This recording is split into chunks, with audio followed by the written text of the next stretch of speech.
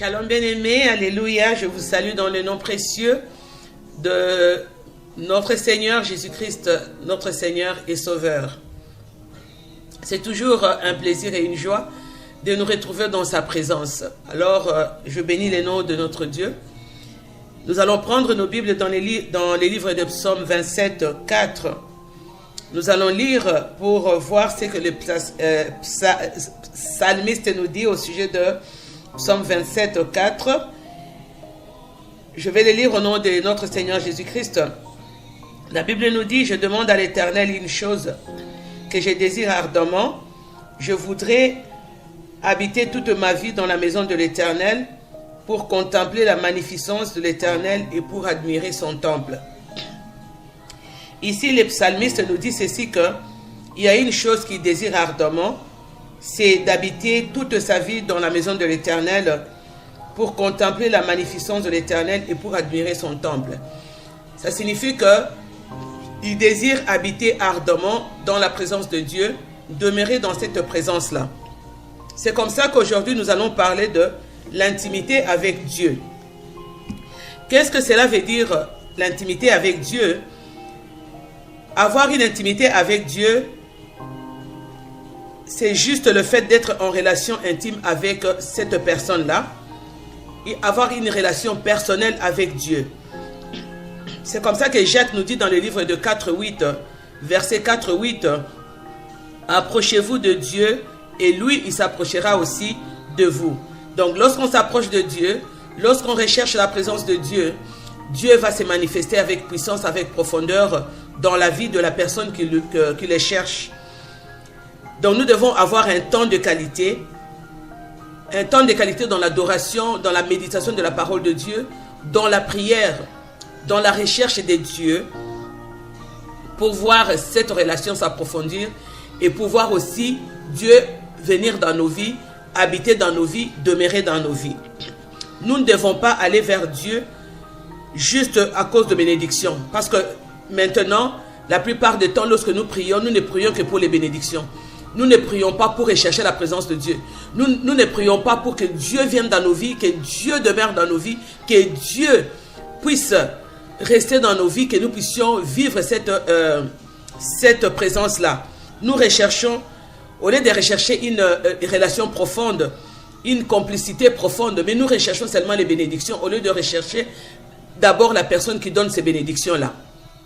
C'est la même chose avec une femme, un homme et une femme. Leurs relations doivent être des relations de confiance. Pour que ce mariage-là puisse être un succès, puisse être une réussite, ils doivent avoir un temps de qualité dans la présence de l'un et de l'autre. Le mari doit connaître la femme, doit connaître les besoins de la femme, les pensées de la femme, doit connaître ses faiblesses et ses points forts. La même chose aussi, la femme doit connaître son mari, doit connaître ses points forts, doit connaître ses faiblesses. Mais lorsque toi, tu ne passes pas beaucoup de temps dans la présence de ton mari, tu ne connaîtras pas cette personne-là. Lorsque aussi le mari ne passe pas beaucoup de temps dans la présence de sa femme, le mari ne connaîtra pas aussi sa femme, ne connaîtra pas les besoins de sa femme, les faiblesses de sa femme, le point fort de sa femme, les qualités ou les défauts de sa femme. Peut-être tu verras beaucoup plus les défauts que les qualités. Ou peut-être tu verras plus les qualités que les défauts. Si tu ne passes pas beaucoup plus de temps pour connaître cette personne-là à fond. Donc c'est la même chose aussi avec Dieu. Nous devons avoir une relation intime, une relation profonde pour les connaître d'une manière profonde. Pour connaître les désirs du cœur de Dieu, pour connaître les pensées et les besoins de Dieu. Dieu nous a créés pour avoir une communion avec lui, une communion parfaite. Dieu ne nous a pas créés pour que nous puissions vivre loin de sa présence. La présence que nous avons perdue avec Adam avait perdu cette présence. Ève aussi avait perdu cette présence. Pourquoi? Parce que Ève n'était pas dans la présence de Dieu.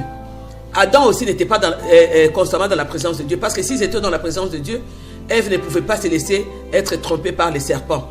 C'est parce que Ève était sortie de la présence de Dieu. Ève est allée maintenant dans la présence du serpent. C'est comme ça que maintenant, les serpents l'avaient trompée. Parce que si Ève était restée dans la présence de Dieu, Ève n'allait pas être trompée par les serpents et Ève n'allait pas aussi tromper son mari Adam pour l'amener à manger les fruits. Notre Dieu est celui qui se manifeste dans les épreuves. Il est le Dieu des spécialistes de cas difficiles. Si tu demeures dans sa présence, si tu recherches cette présence-là, il va résoudre tes problèmes. Donc la Bible nous dit que ce qui est impossible à l'homme est possible à Dieu. Pourquoi? Parce que lui, il est le Dieu de toutes les possibilités. Il est le Dieu des épreuves. Il est le Dieu, il est le Dieu qui est spécialisé dans des situations difficiles. Mais seulement si tu restes dans cette présence-là et tu recherches cette présence-là. Lorsque nous lisons l'histoire de Anne, Anne était mortifiée par Pénina. Pénina qui était sa rivale. Mais Anne avait compris que si je reste dans la présence de Pénina, je vais détruire ma vie. Je vais être tout le temps en pleurs. Je vais être tout le temps triste. Qu'est-ce que je dois faire? Je dois sortir de cette présence-là. Anne était sortie de la présence de Pénina. Était sortie de cette foule-là. C'est ça que nous devons faire aussi si nous voulons vraiment avoir la présence de Dieu. Si nous voulons vraiment connaître cette présence-là. Si nous voulons aller en profondeur avec Dieu, nous voulons vraiment habiter dans cette présence-là et aller vraiment dans la profondeur et connaître vraiment les désirs de Dieu et les besoins de Dieu. Nous devons sortir de la foule. Nous devons sortir de la présence de Pénina. Anne, elle avait compris, elle est sortie de la présence de Pénina. Qu'est-ce que 2 Corinthiens 6 nous dit? Dans 2 Corinthiens 6, 16, 18 nous dit ceci que par la pureté, dans, je disais 12, 16, 18, nous allons les lire au nom de notre Seigneur Jésus-Christ. Quel rapport y a-t-il entre le temple de Dieu et les idoles?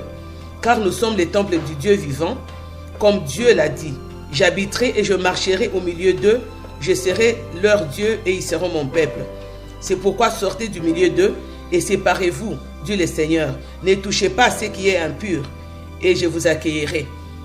Donc nous devons sortir du milieu de choses qui sont impures. Parce que nous sommes les temples du Dieu vivant. Nous ne devons pas avoir part avec les temples des idoles ou avec ceux qui font le mal. Nous ne devons pas habiter au milieu d'eux et nous ne devons pas marcher avec eux. Parce que nous sommes les peuples de Dieu. C'est ce que la Bible nous dit dans le livre de 2 Corinthiens 6, 16 et 18. Que nous devons sortir de ces milieux-là. Et c'est comme ça que Anne, elle avait compris. Elle s'était repositionnée dans la présence de Dieu et dans la volonté de Dieu. Elle était sortie de la présence de Pénina. Elle avait choisi d'entrer dans l'intimité, dans la chambre intime avec Dieu, dans la chambre secrète avec Dieu. Elle avait décidé d'aller chercher la présence de ces dieux-là, d'aller connaître le besoin de Dieu, d'aller connaître les besoins du cœur de Dieu, les sentiments, ses pensées, ses désirs. Qu'est-ce que Dieu voulait pour sa vie à lui, à elle. Donc elle est allée cœur à cœur avec le Seigneur. Elle est allée dans la présence de Dieu. Elle est allée rechercher cette présence-là. Elle n'est pas seulement allée chercher les bénédictions, mais elle est allée chercher la présence de Dieu. Parce que lorsqu'elle avait compris, elle qu'elle ne pouvait pas enfanter, elle qui ne pouvait pas mettre au monde, mais lorsqu'elle avait compris les désirs de Dieu, le besoin de Dieu, Anne était sortie de la présence de Pénina.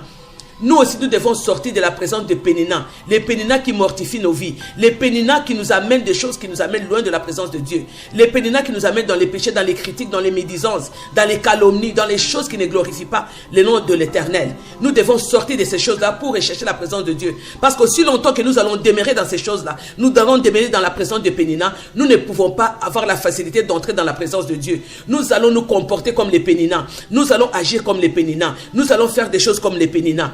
Mais Anne, elle avait compris que si moi je vais développer cette présence-là, si moi je vais aller en profondeur avec Dieu, je dois sortir de la présence de Pénina. Même si la vie t'a rendu stérile, même si les mondes ou les situations que tu traverses te mortifient, sache que l'Éternel se souviendra toujours de toi. Mais il faudrait que tu fasses ta part d'aller dans cette présence-là, d'aller chercher Dieu. C'était ça le secret de Anne. Elle montait chaque fois dans la maison de l'Éternel. Donc elle montait, elle allait chaque fois dans la prière. C'était une femme qui avait vraiment donné sa vie à l'Éternel.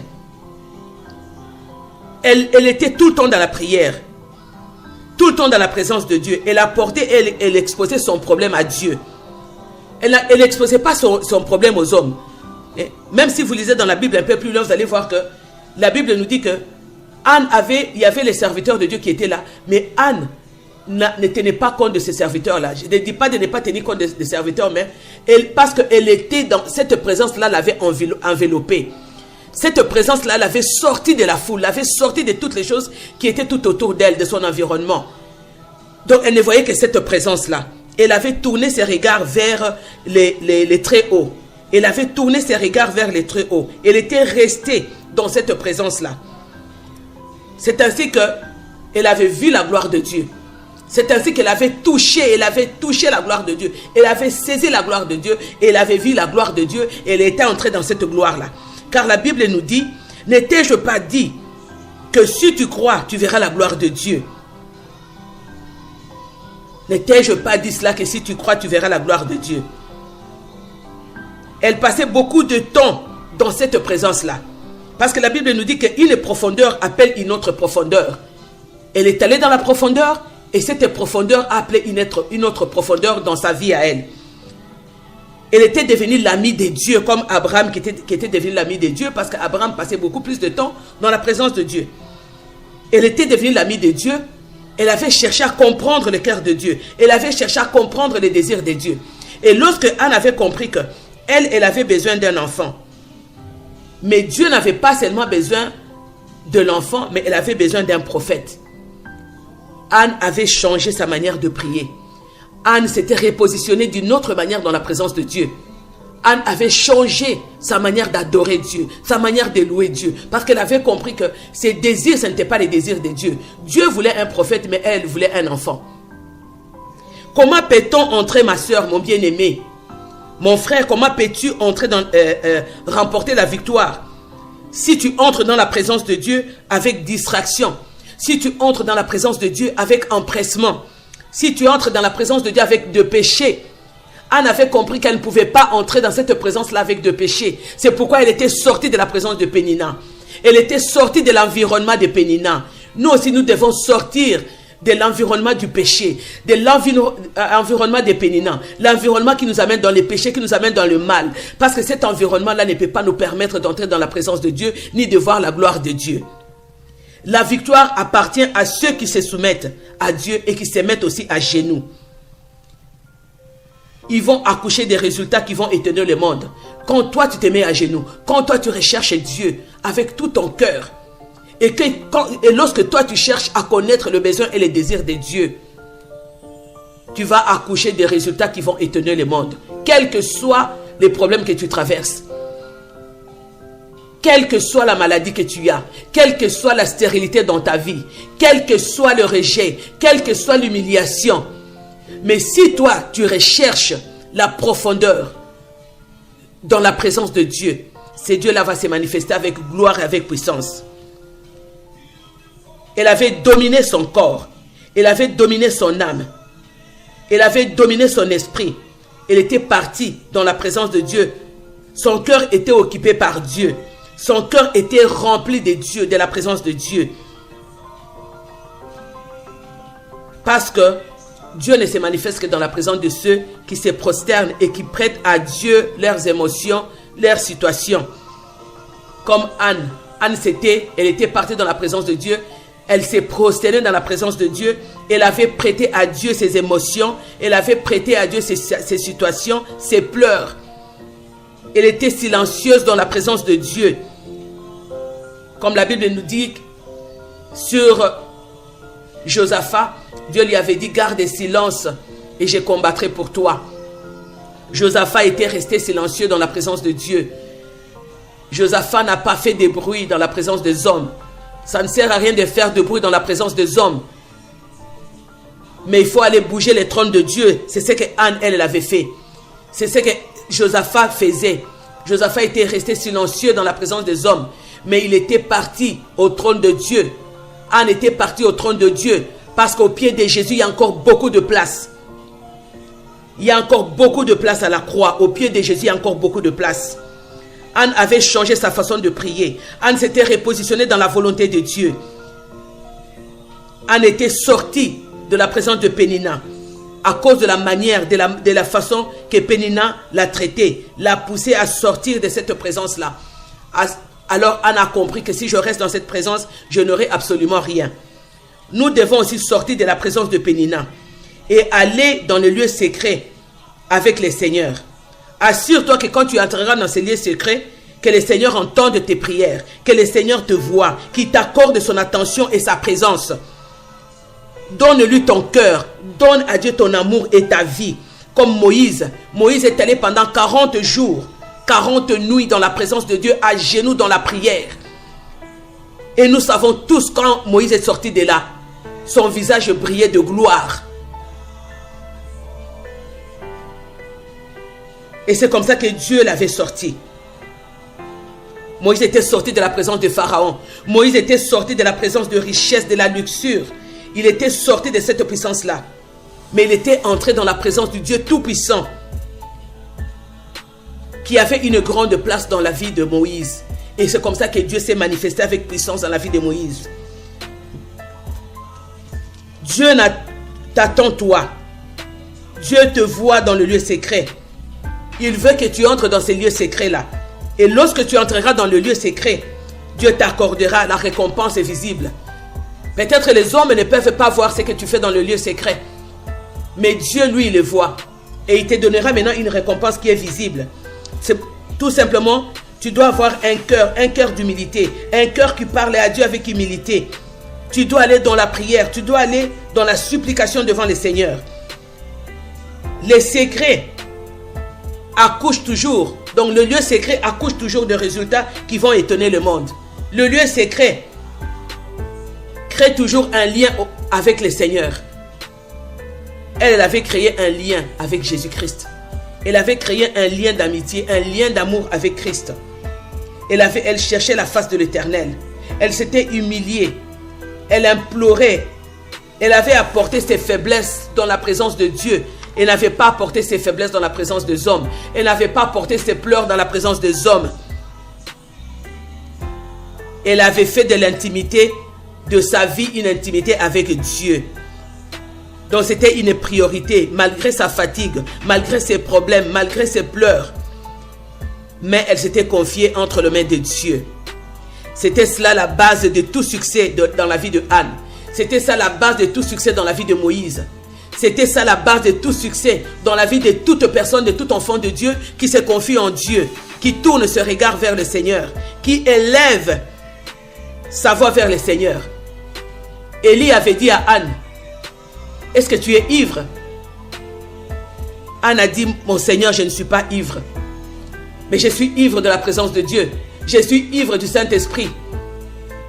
Et c'est comme ça que ce soir, bien-aimé, je te demande d'être ivre comme Anne, qui était ivre du Saint-Esprit, qui était ivre de la présence de Dieu, qui était ivre de Dieu. Et lorsque toi, tu deviendras ivre de la présence de Dieu, tu deviendras ivre du Saint-Esprit de Dieu, Dieu se manifestera avec gloire, avec puissance.